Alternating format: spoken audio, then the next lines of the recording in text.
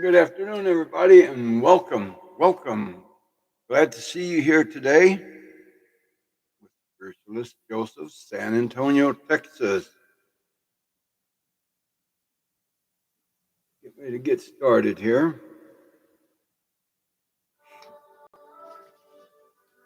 Getting in that Christmas mood, a little Christmas music and a little whatnot going on. Uh, as usual, I'll cover things that I went through as a child, and then we'll do our birthday. But I'd love to have you call in and be part of the audience, share your thoughts, ask questions. I won't charge you for a question, when you call in or send it in through Facebook. We are live on Facebook and live on YouTube. Again, this is Spiritualist Joseph the Psychic, San Antonio, Texas. Welcome. Welcome to each and every one of you. I give you an applause for being here. It's good to see you and good to have you here. Let me turn this thing down a little bit so it won't interfere with us.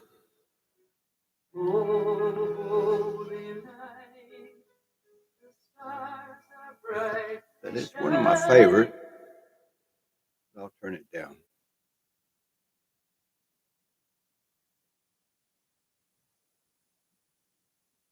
Right. Here we go. Hello, Kenneth. How you doing there? Good to see you, my nephew. And there's Mr. Benny. How you doing, Mr. Benny? Thanks for coming in. Welcome. Today is the 6th, I believe, of December. Getting a little ahead of myself. I've been over spending time with Matt Rafina this morning. He's doing a little bit better. That's my elderly aunt that lives in a nursing home that was in the hospital last week, and the one we interviewed. She's been sharing things with me about the family and things in the past. So it's always good to have her in the audience and able to share things with us. So with that, let's get started. I look for things that I can share that may have come through at one time or another, and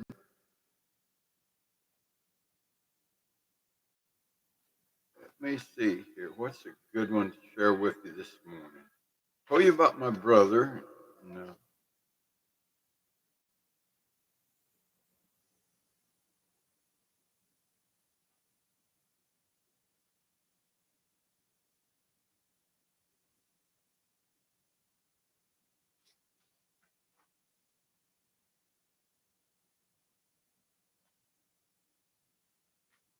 I'm going to share one with you. It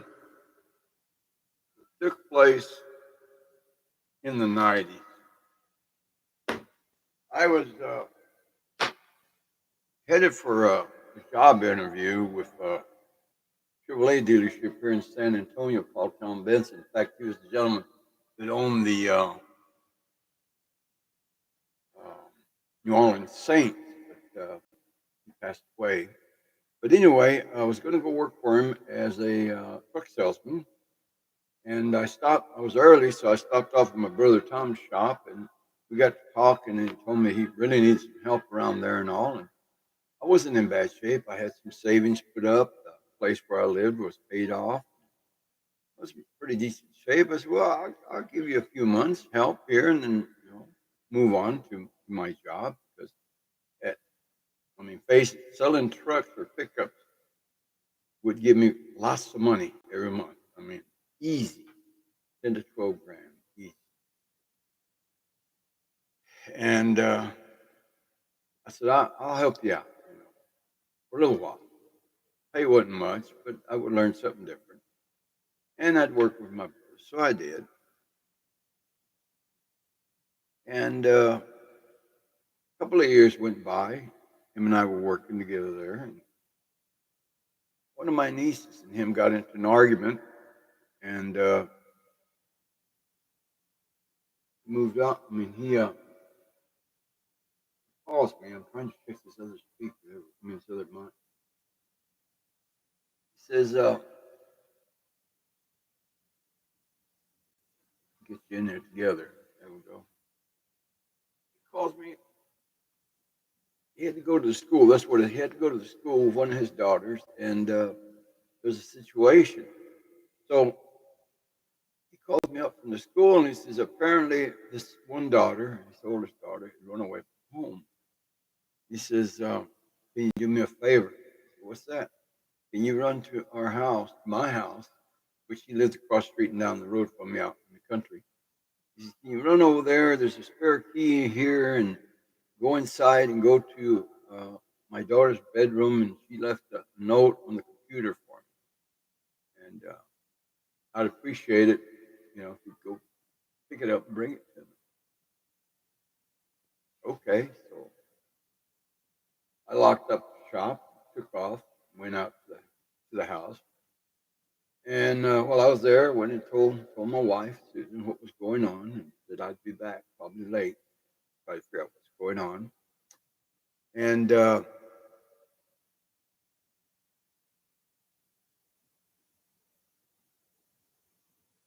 as I started driving back,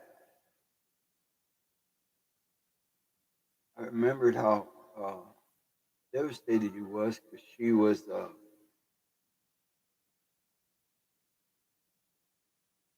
run off, and they'd had a very close relationship always.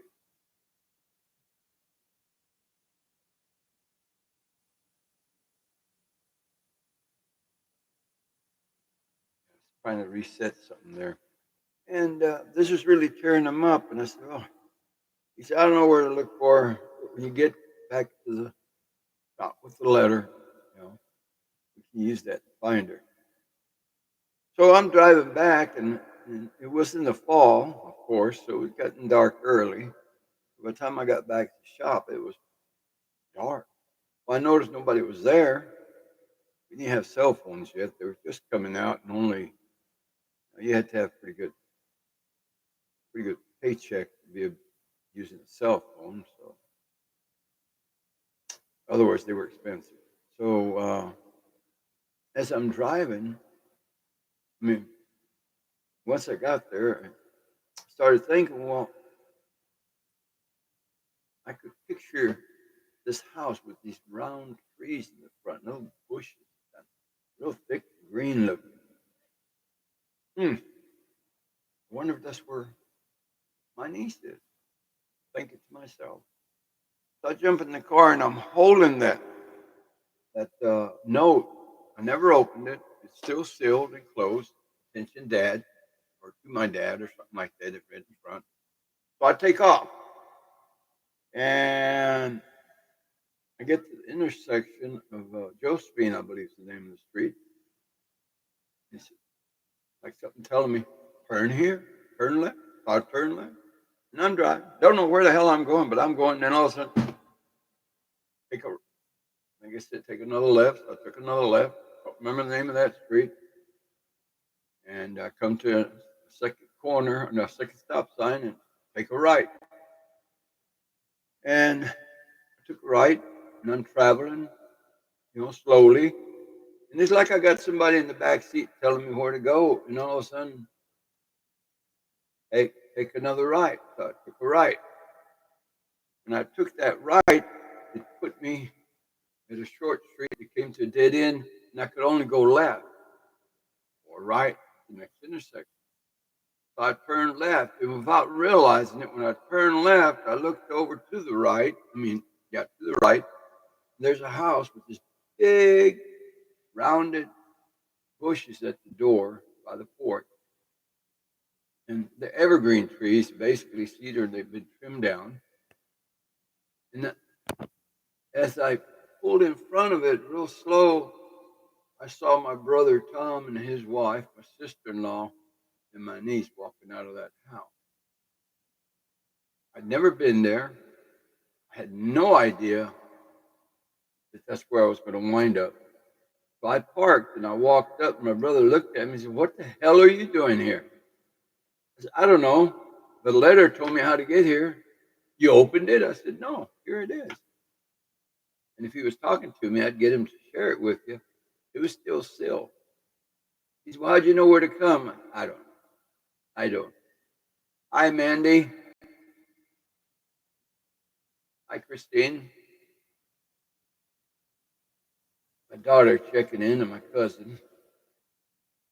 But there again, as a psychic, clairvoyant, how does one come up? How does one cope?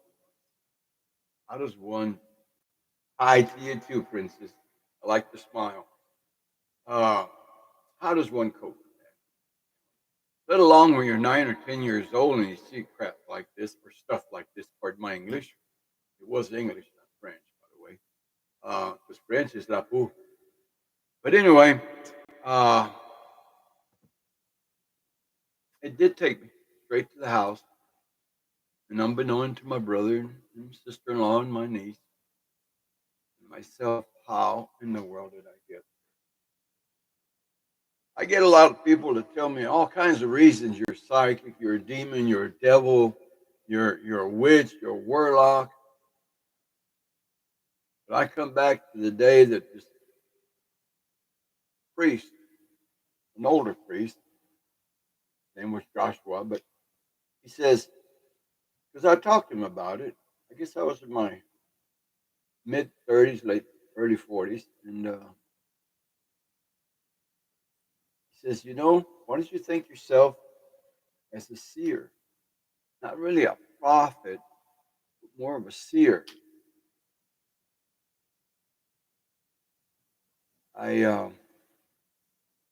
Okay. He used a different name, different word to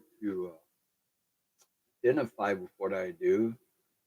And I'm good taking, I can't see the whole message. I'm good taking my 30-minute break, headed downtown by Laredo. All right, Mr. Key, Kenan, be safe. So anyway, back to that. It's a hard thing to explain. Your son gets in trouble in school and you wait for him to come home and you say, okay, so tell me what happened. I know you were in the principal's office. I know something went wrong. Fill me in on the facts. To be headed out to work at 6 o'clock or 6:30 in the morning, knowing that the bus is going to pick up your kids right there by your house by 6:30 as well. So usually by the time we're getting out of the subdivision, my wife and I, our kids were getting on the bus, either one for the junior high or one for the high school, or elementary, I mean.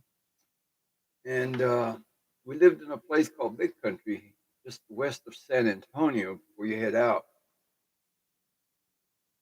And that morning, we were almost at the exit of the subdivision, which has put us about a mile or just under a mile from where we lived. But you had to zigzag several streets to get out. And at the corner, at the intersection there was an Exxon and a Lone Star Ice House, kind of like your Stop and Goes or your Circle K's, but it was Lone Star. It was a locally owned outfit. And I slammed on my brake. And my wife, Susan, I said, what the hell's your problem? I pulled into the parking lot of the Exxon and Lone Star Ice House or convenience store. I said, somebody just walked into our house. What? She turns around, she looks back to the window. How the hell can you see our house? I just spun out of that driveway, went back to the house. The kids were just getting ready to walk to the sidewalk because the bus was coming. I run into the house. Don't shut the door. And one of my daughters in her bedroom, the third oldest. I said, who came in the house? Who'd y'all let in the house after we left? Nobody. For about 4 minutes there, I went to the closet. I went to her closet and I moved the clothes around. I was sure there was somebody in there. I'm looking up here, even with me. Well, I didn't see anything. So I felt I was about that big, stupid, you know, using my kids to let somebody in the house when we left. I'm sorry. My wife, of course, Susan, was, why would you do that? Why would you make them, but they know to be wrong. Well, a few months later, one of my daughters ran away, my second oldest. Uh, we jumped on her. My wife, Susan, jumped on her for leaving the house and going to a party. And party she shouldn't have been at, but she went, and we found out. Hello, Prima, Christine. Uh, so we got them all sitting there trying to find out what's going on. Well, it's kind of like that scene on Friends when they start telling on each other to his mom. Uh, Monica's telling on her brother, and her brother starts, and then they brought in all the rest of the people on there, things that they done wrong, and that's what the kids start doing. And Dad, the other day, that morning you came in here, and you said there was somebody in the house that of course, that was the little ones. There was. Brenda had not necessarily a boyfriend, but a friend from school, and she let him into the bedroom while she was getting all her stuff together. And when they heard you were coming, he crawled into the closet and squatted down. So when you were moving the clothes, you couldn't see him because he was down low, but he was in that closet. Well,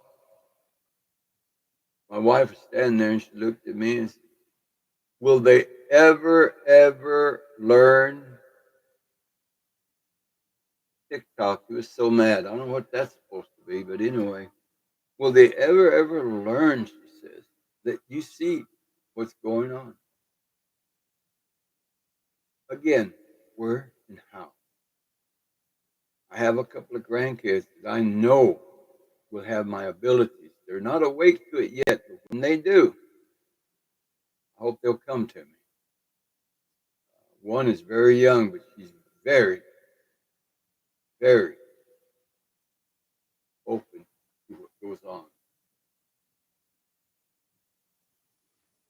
That's another instance. I welcome any phone calls. I welcome anybody who wants to join in, whether it be on Facebook or on YouTube. I position my screens today so that I can look at both at the same time. So you can't tell if I'm looking at Facebook. Well, maybe so. I don't know. Maybe I'll move my eye. I had. I'm thankful. I want to say this. I'm thankful that my brother convinced me to do this. I had lost contact with some of my followers. And over the weekend, I had two come and see me because they saw my podcast and they lost my phone number, had gone to the house I used to live at and couldn't find me.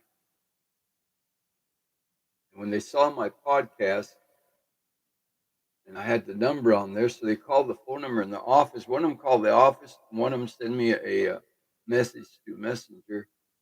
And I got to see him yesterday. And one of them made a phone call this morning. Actually, it was three that came back and talked to me. So the podcast paid off. Now, I appreciate anybody's comments, good or bad. I mean, well, if they're going to be real ugly, just do me a favor, as I said before, put them in a trash bag, throw them in the trash, forget it. But if you want to be helpful and give me some correct criticism, something that can help me do better. I know my brother said perhaps before I start my podcast, have an agenda set up already.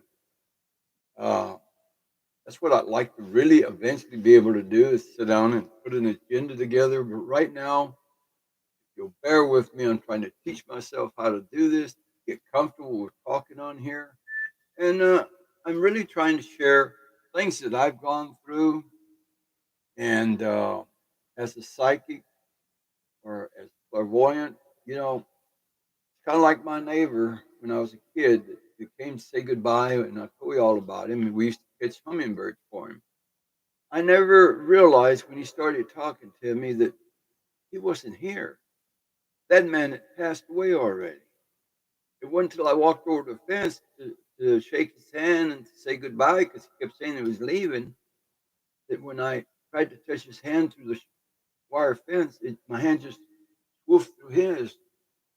And then he tried to pat my head, and there was no. He was he was just hollow. He was gone. Those are the kind of things as a child you wonder. Now you would think I'd have been terrified, but I wasn't. I was calm, and I even asked him. That's one thing I do remember clearly asking him. Are you with God already? Not quite, but I'm headed there. Interesting. Now, I will tell you, there's people that see things and they'll come back, deja vu. I've done this before. No, you visioned it, but you didn't pay attention. I've told followers something, and it's 6 months later, they'll come back and call me. Hey, you know, back when I came to see you on the next day, you told me the forest was going to burn to the ground. Well, it happened yesterday. Well, no forest, but I'm just saying it that way. I do have a client out in the northeast side of away from San Antonio in a town called San Marcos, up there between San Marcos and Seguin. And he's a regular. He comes to see me and calls me all the time. If you can't come in person, he'll send me a question or a couple of questions with a couple of dollars in an envelope and ask me just to reply as soon as I can. And one day he called me all excited, and I said, "Well, what's going on?" And I'm not going to say his name. We'll just say X. I said, "What's going on, X?" He said, "Well, when you lived in the other house, I came to see you there. I think it was probably the second or third time I came to see you.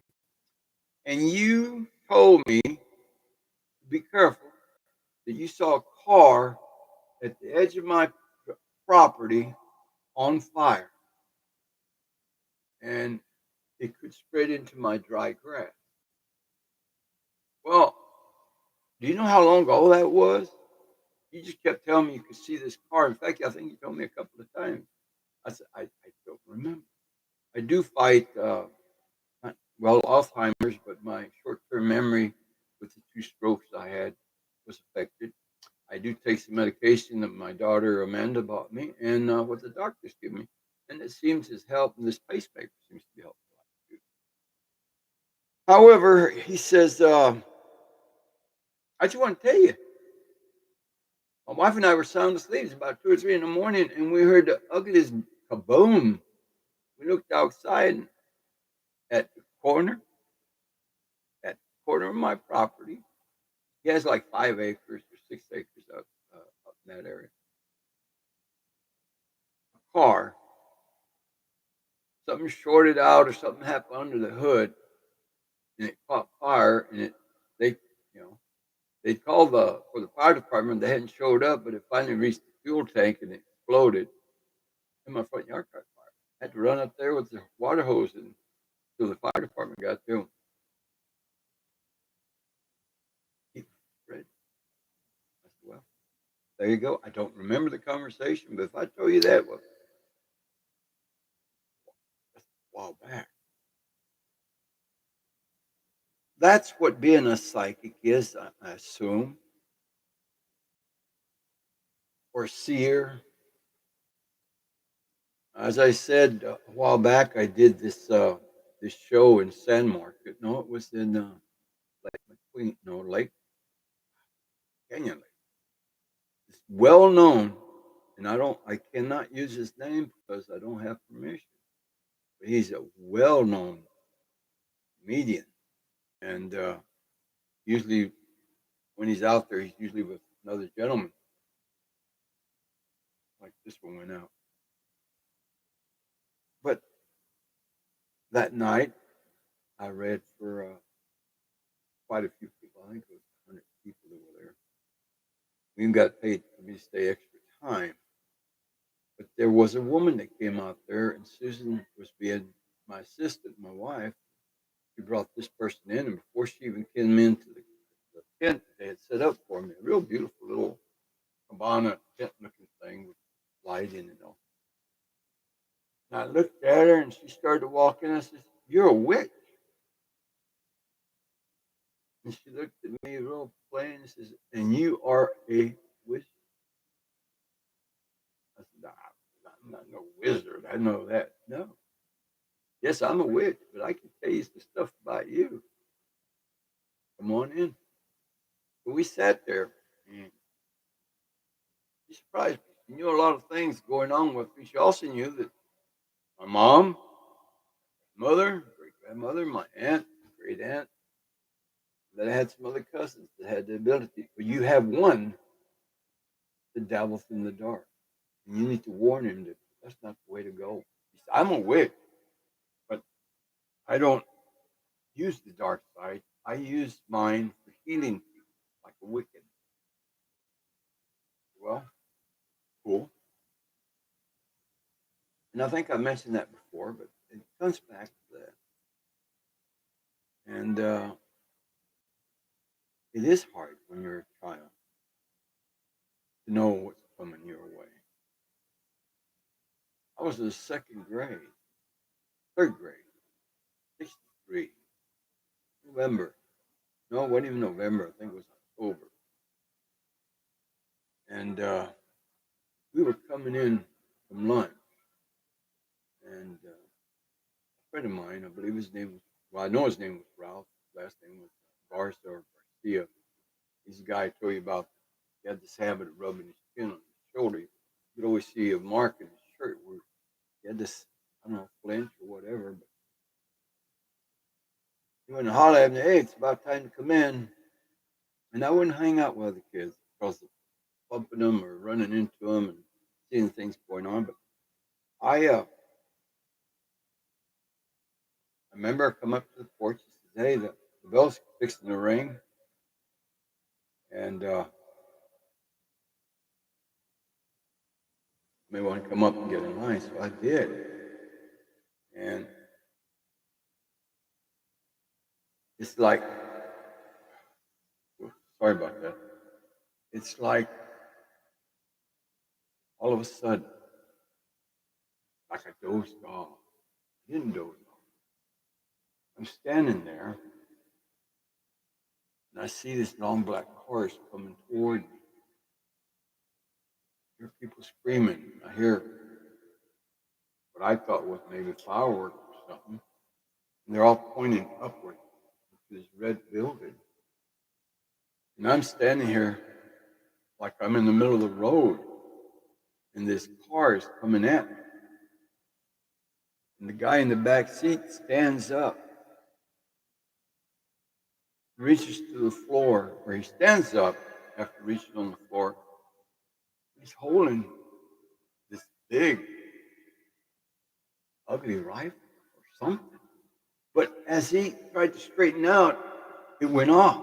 I remember jumping back, and the lady in the car that was next up behind him jumped out and crawls onto the trunk lid, and she's picking up stuff. I don't know what it is, but she's picking it up and dragging it back to the seat with her. And there was just turmoil as this car just kind of went through me. The guys in the front car were cussing at each other. Apparently something went wrong. And just at that moment, as it kind of went through me or by me or whatever it did, my friend Ralph hits me on the shoulder. "Hey, the bell rang. Let's go in." So I go in.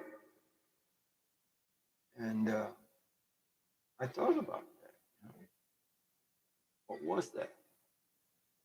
Well, November came, and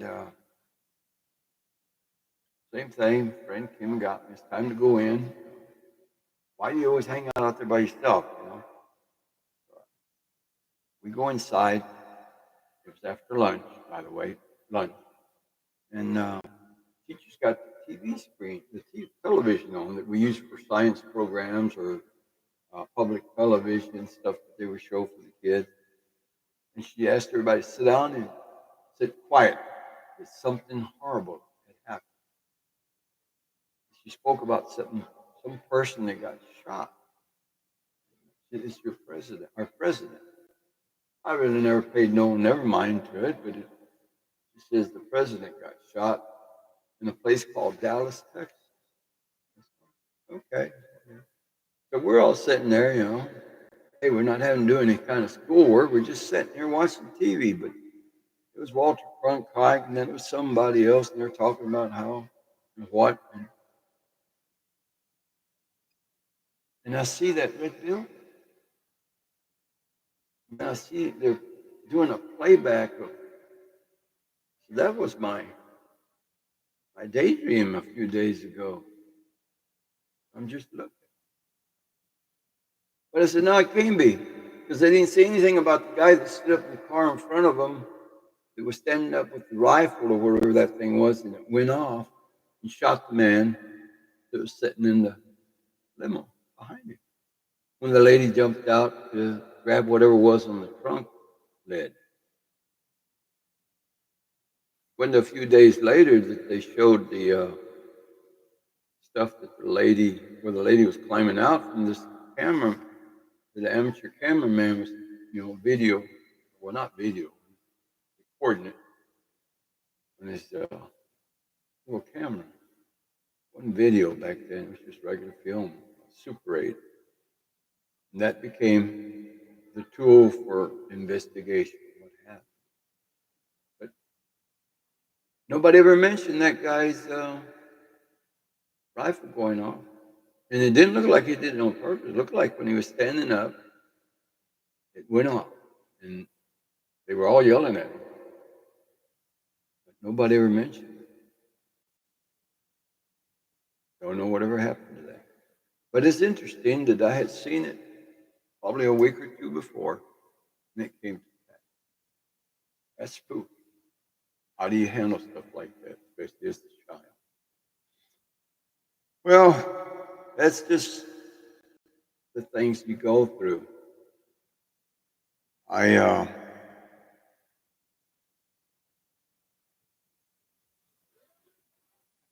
remember another quick one before we run out of time. You're welcome to call in 210-607-7319. That's my office line. Or you can email me at psychicjoseph. Well, let me rephrase that. Email me. Yeah, through psychicjoseph, capital SATX at gmail.com. And I'll answer you. You just tell me whether to answer you back on an email or talk about it on my next podcast, like the young lady last week, or you can call me. We can talk about it. And you're also welcome to join into the show if anybody out there that's been here to see me and like to join in and be part of the show and talk about their experience with me and tell everybody what kind of a phony I am. Hey, come on. I'm open to it. Only I know I'm not. Anyway, I just say it like that. But I do want to thank each and every one of you. Pray for me, cousin. I will. I don't know what's going on at this point, but I pray for you and your family. Let's join in. May the Lord bless you. May the Lord keep you. May the Lord keep you safe and help whatever ill you may have or whatever might be going on within your family. May the Lord help you with that. I call on the Archangel Michael and all the archangels of Christ circle to surround you and protect you and help you, whatever your situation may be. Each and every one of you, may the Lord bless you. Amen, my cousin. It is tough. Let's see here. Let's take a break from that. And I'll pull out my trusty little book. Next month, well, not next month, but next week, I'm going to start talking about the different the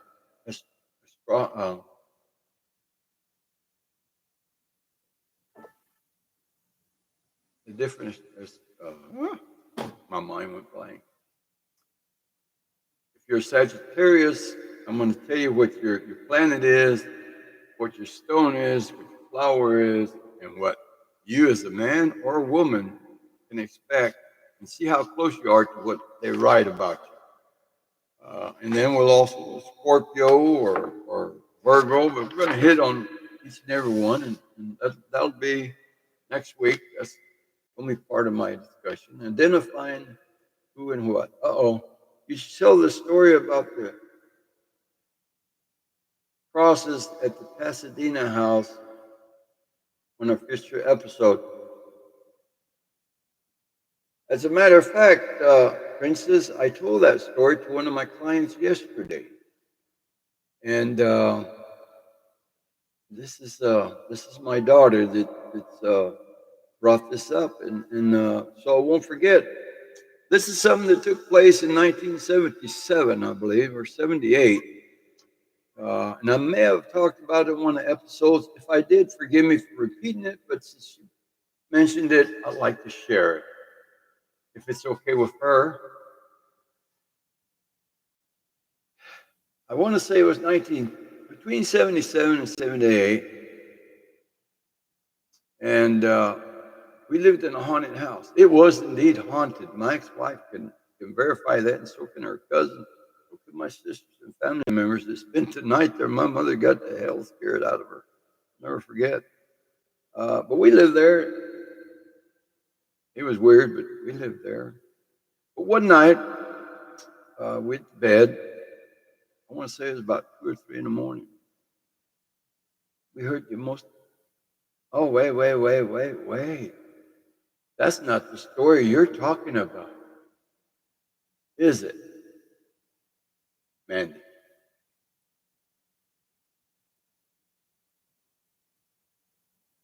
I think the one she's talking about is when we moved out of the house to come back to San Antonio. That would have been about 1980 or 79. No, it was 80.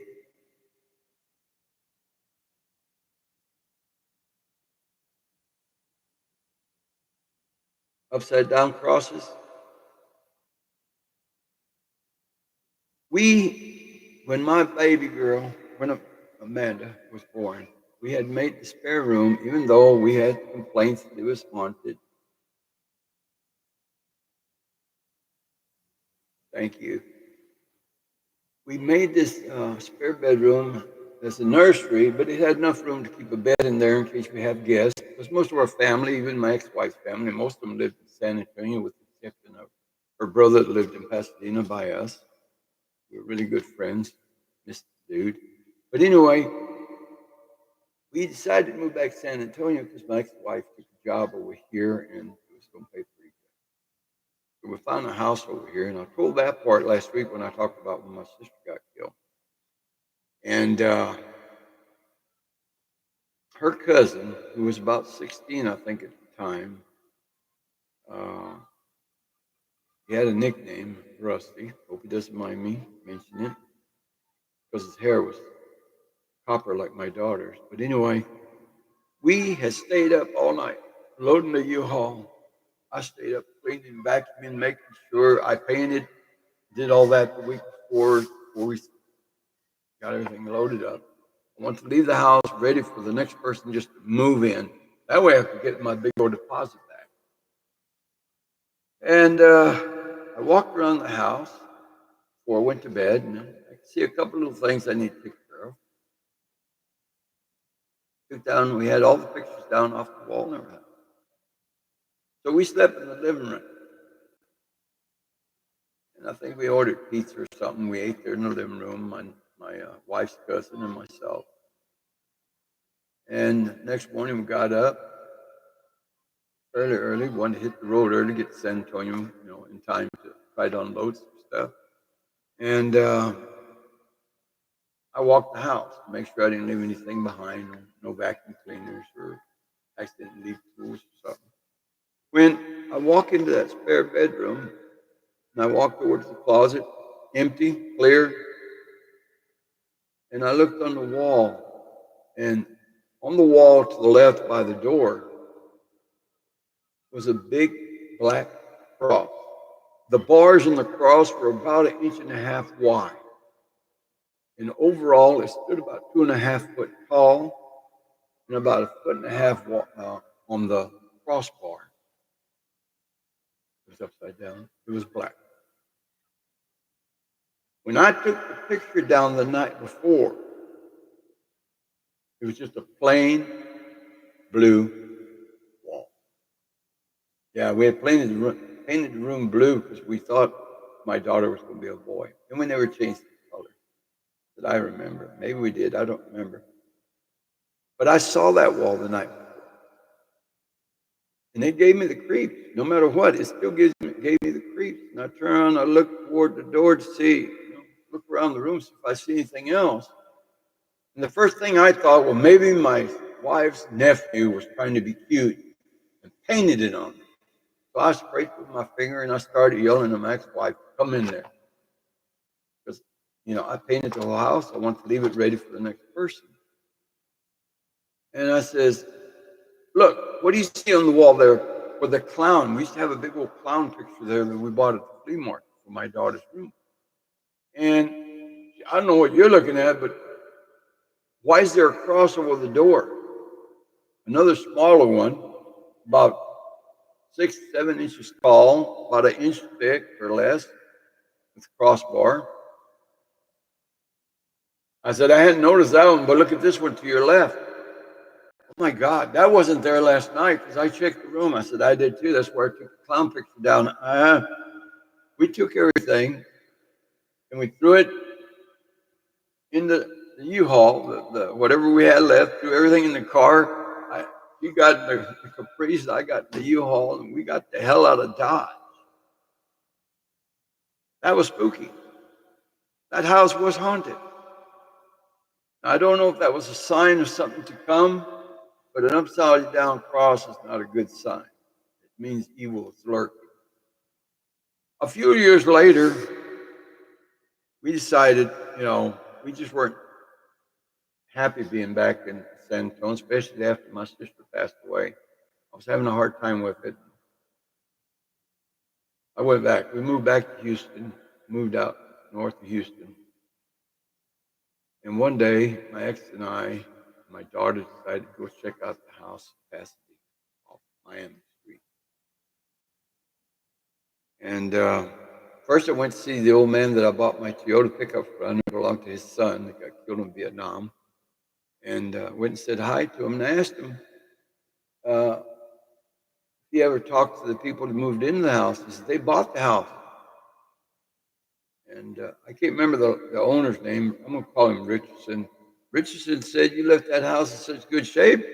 It was better shape than it was when you moved in. He put it up for sale and sold it right away. Wow. I said, do you know him? I think he said something like, I've talked to him a few times, but we're not friends. But they seem like nice people. I said, well, some things happened there the day we left. And I just wondered what they found when they moved in. And I remember we walked over and or went and knocked on the door. I believe my ex-wife was with me, introduced herself, and told him what we had seen. And wanted to know if he painted the house since they moved in. He said, no, the house is immaculate when we moved in. I said, well, you ever go in the spare bedroom? We don't use it. My kids can't stand it. They sleep in the living room. They will not sleep in that back room. I says, can we go in there and look at something? He said, what do you want to look for? Well, there was something on the wall when we left. It wasn't there when we went to bed. If that makes any sense. It was something like that. I don't remember exactly how we asked him, but that's basically what I was asking. So y'all come on in if you want, use the mess. Go straight to the back bedroom, open the door, and I looked in. I says, have you painted this room? No. The way you see it is the way it was when we moved in. This house was freshly painted when we moved in. The landlord, he said, no, I guess you, because he said the previous tenant left it like this, ready to go. I said, I did. I spent a week painting and repairing whatever might need repairing so we get a deposit back. So you didn't paint the wall? No. You didn't find a cross, upside down cross on the wall? And then my ex looked at him. How about over the door? You didn't see one there or something like that? No. But this room gives us the creep. We use it for storage. Wow. So we left. I never been back. I don't know if my ex has been back over there. But now I stop and think sometimes because my sister passed away after we moved back to, we actually moved to Cibolo. And I'd seen her death and heard about her death Mother's Day before. She died on December 13th. It was the 149th death of the year that year. But anyway, I'm just wondering if that was a sign of what was coming. Something bad was coming. And it did. I don't know if that's the one my daughter wanted to speak of, but if it's not, let me know and I'll talk about the other one. There was another incident that took place there. Actually, a lot of incidents. And it's just a matter of shaking my memory and remember. As I said before, I have cousins out there that do what I do, and even had an office. I had an office. Time goes on. Well, tomorrow is December 7th. So let us not forget what happened on December 7th. It's supposed to live in infamy. I hope people remember all those people that died that day. December the 7th. My mother's brother, my uncle Victor Maciet, was one of the lucky ones. He was supposed to have gone to Hawaii when that happened. But he wound up stuck in California and didn't make it. He was supposed to have gone. But it wasn't until he come back after the war, back to California, come back home. He wound up getting pushed off the train. Got into an argument over a girl, I think. So I think if death is coming for you, if it's meant to be, it doesn't matter where you're at. It's going to happen. Reminds me of a deal that happened in '67, I think it was, during the Vietnam War. We were sitting around, it was Saturday morning, we were sitting around the house, and a news bulletin came on, and asking everybody to stay away from 36th, 37th Street out there on West San Antonio, because a training jet from Kelly Air Force Base, or Lakeland, had crashed. And there's a couple of houses on fire and some injuries, perhaps some deaths. They weren't sure yet, but they would let us know what was going on. But apparently, the pilot survived. He got ejected out. He survived. The plane hit the road, exploded, debris went into the house. And at the house, there were two people walking in to the house. Apparently, he just got back from the airport. The father, who was an elderly gentleman who fought in World War II, got wounded, came home, survived his wounds. His son just came back to Vietnam, spent a couple of months in the hospital, almost lost his life. He got wounded in Vietnam, a mortar or something. But him and his father were walking in the front door. That airplane crashed, that train and jet, hit the road right in front of their house, exploded. Pilot ejected and survived. The debris went straight to the house. As this gentleman and his son were walking in the door, killed them both. For the biggest part, most of the house burnt down, except for The daughter survived. She went out the back door. The mother had in the bathtub. And once everything kind of settled, apparently she covered up and got out of the house before it burned to the ground.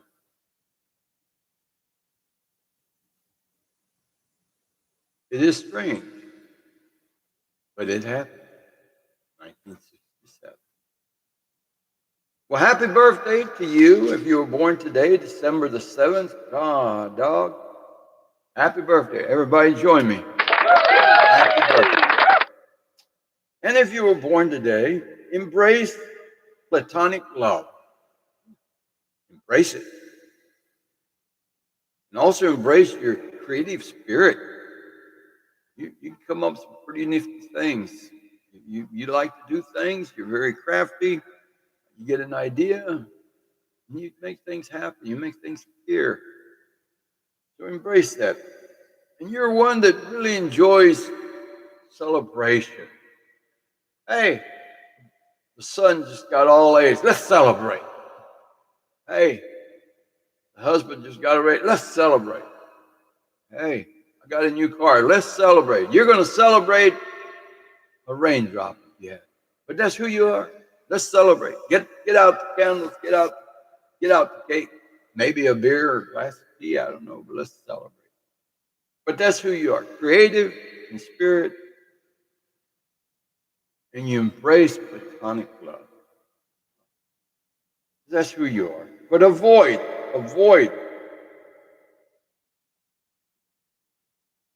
predictability. Don't be that predictable person. Be outside the box. Be different. Don't always be predictable. Avoid that.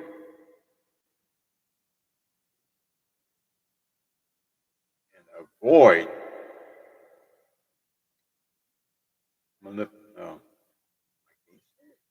don't be so manipulative.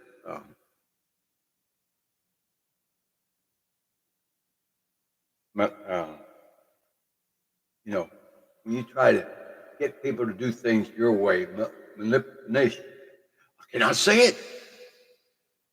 Help me out here, guy. You can't say it either.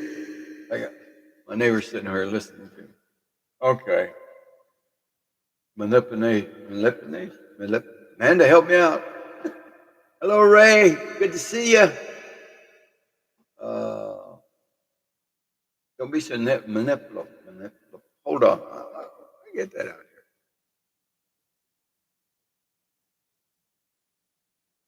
But that didn't work either. It went dead. Oh, well. And mistake.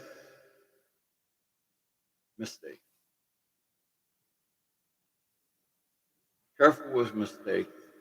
But I always say, if you didn't make a mistake, then you're not trying. It's better to have tried, succeeded, and not to have tried, found out you could have succeeded. Manipulation.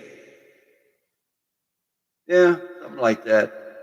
When you try to turn somebody to do what you want them to do, but you gotta, and I can't get the word out. I can't say it. Don't remember how to say it.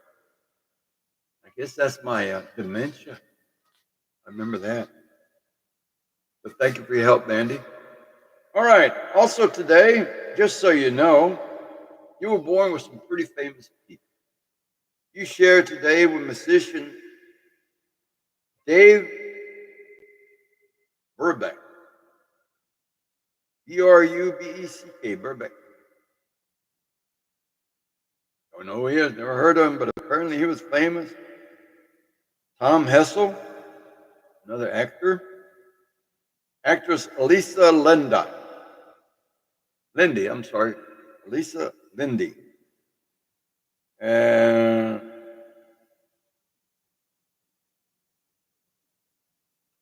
actress Joni Turner, singer, guitarist Ben Wyatt, and comedian Stephen Wright. Could be Stephen left, Stephen up and down. I don't know who that is. Hopefully you might do, but it must be professional manipulation. There you go. I still can't say it. Love you. I still can get it out there, guys. But today's your day, Sagittarius, December the 6th. Also, for those of you on this that are born on this day, you tend to be the type of individuals that usually become lawyers, or could have been lawyers or judges, or corporate executive. Sometimes you do well as teachers.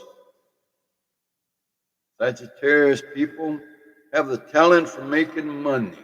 You know, I find that most Sagittarians are, no matter what day they're born on, they're all good about making money. That's their thing. The old mighty dollar is the deal. And they're able to figure out a way to do it, whether it's making something or using their talent to create something. So never turn back on one of your ideas, because apparently you're going to be successful. And the other day I read for the, I guess it was one for the third. That one's ridiculous. He or she gets an idea to make money, they're not going to give up till they get that money. So you got to be like them.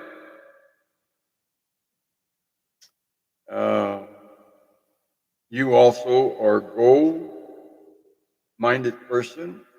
You have a strong drive to help others, no matter what form this ability takes. It has the power of ascending both career. You have the power of ascending both career and personal matters and succeeding, because you will not give up. It's going to get done. It takes you all night and all day. It's going to get done. It's going to get done your way. December men and women have the rare ability to go with the flow. You don't like it? We'll be all right. And you go with the flow. You go with the crowd. But I haven't read the rest, but I guarantee you it has its limit until you get your way.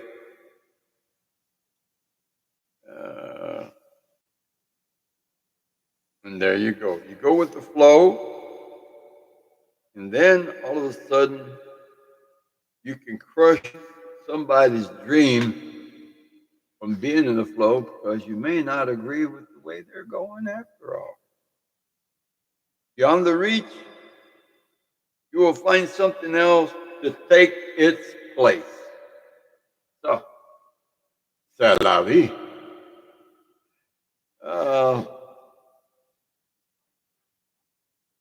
The other good thing about people born on December 2nd, Sagittarius, you're big on taking care of your body and eating and drinking what you should. Most of you. There's always that 10 or 12% that could care less.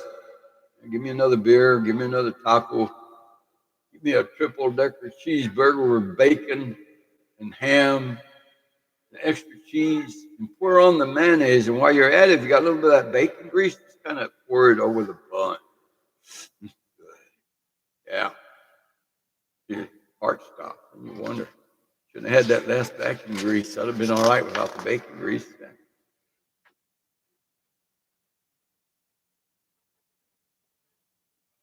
You're also more into the old-fashioned romance.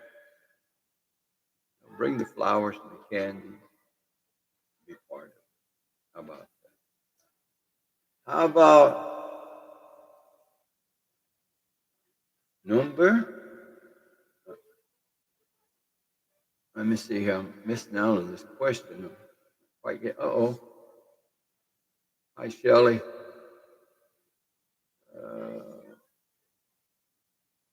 Here we go. Got some questions here. Talked about the upside down cross. Okay, Amanda's.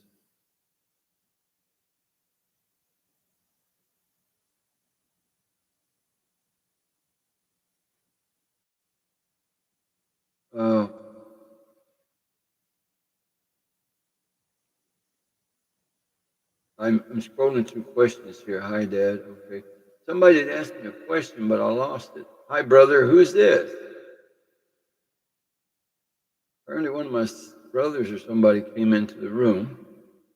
Shelly, where are you? You asked me a question. I do apologize. I'm trying to find it. It moved on me. Mandy, bear with me. I'm learning how to. Okay. Okay. That was you that was trying to help me with the word. Okay. There's Mandy. How about November the 11th? I don't remember you ever speaking of people born on this day.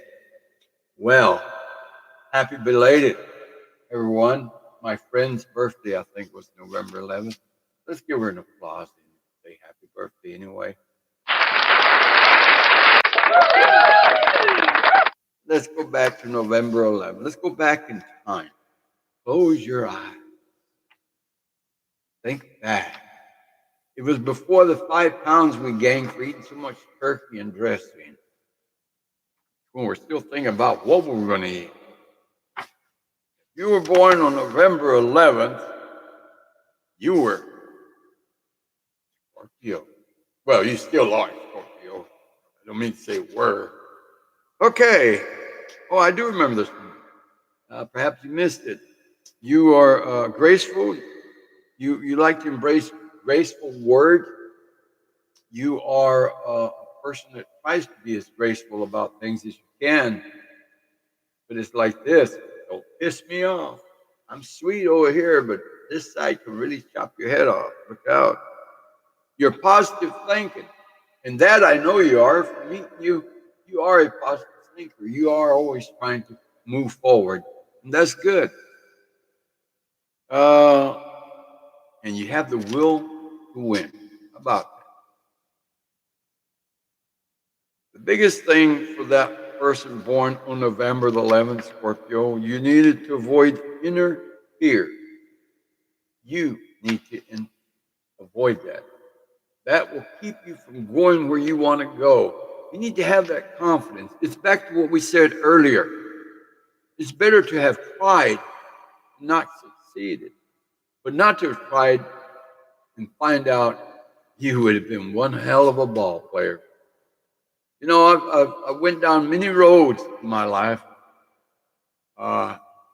Trucking company, ran a nightclub, was a bouncer, come out in a movie, wrote a song. I've just done so many different things, and ain't none of them made me filthy rich yet, but maybe one day that rock will flip and I'll find that pot of gold. And maybe I'll find that, what do you call those little green guys? Leprechaun, and steal his gold. Yeah. Well, maybe not steal it, but run off with it. So your interference is bad for you. Be careful. And pity, details. Don't be such a detailist at times. Some of the details, you know, just don't. Yeah. Tell me if I'm wrong, right? Power trip. Oh. Avoid power trips, avoid interfere, and avoid petty details. Not details, but just the petty ones. You know, you mark box X, but you could mark box Z and B, but they're not important. So make sure you mark box X if you're interested. But then you're going to be worried about what's going on with Y and Z. Why do it? You know, move on. Also, if you were born on that day, November the 11th, you are joined by the First Lady, Abigail Adams. Abigail Adams. I forget. He was our 5th or 3rd president. Then there's the actress, B.B. Anderson, novelist,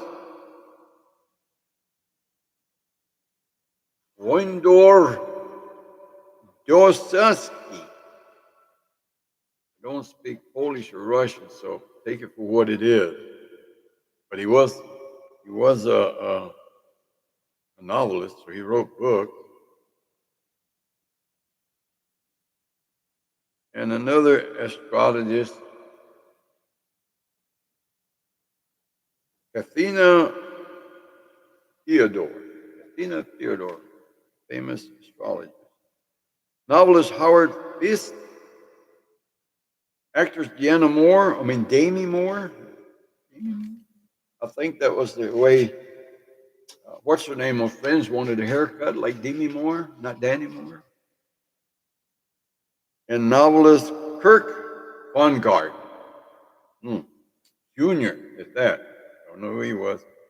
Comedian, now everybody knows this poor guy. Comedian Jonathan Winter. He always had that drooping face.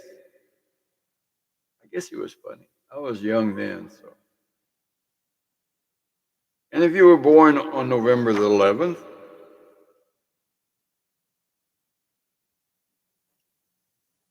your personal dreams are likely to be plotted on a grandiose scale. And particularly, but not impossible.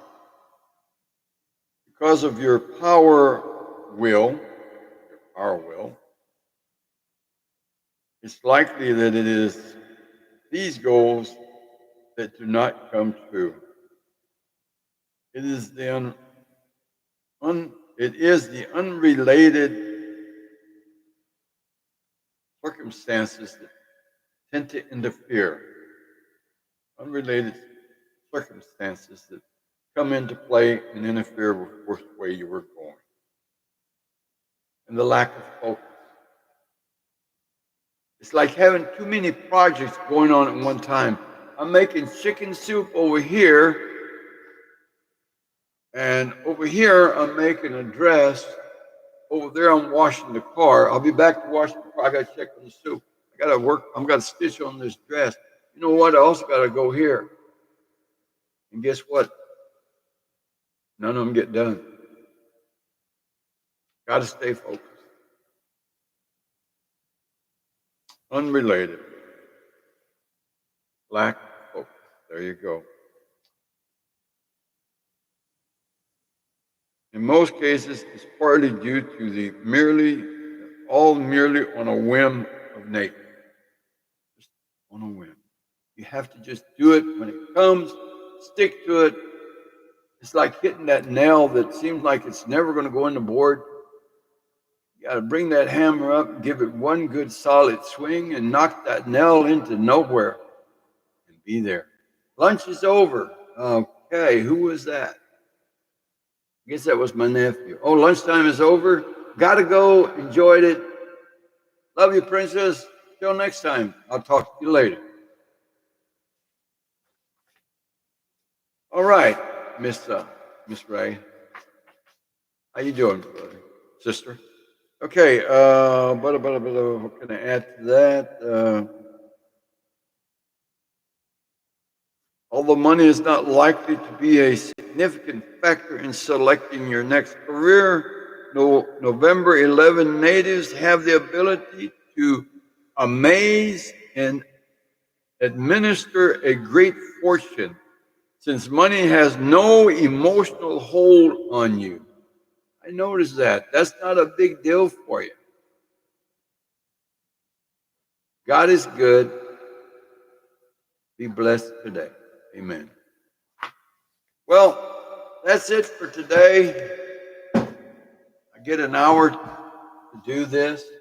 I want to thank each and every one of you for being here with me and being part of my audience. I need to figure out a way to where you can come in online. It tells me here that if I change something, you can also come on live and talk with me and be part of the group.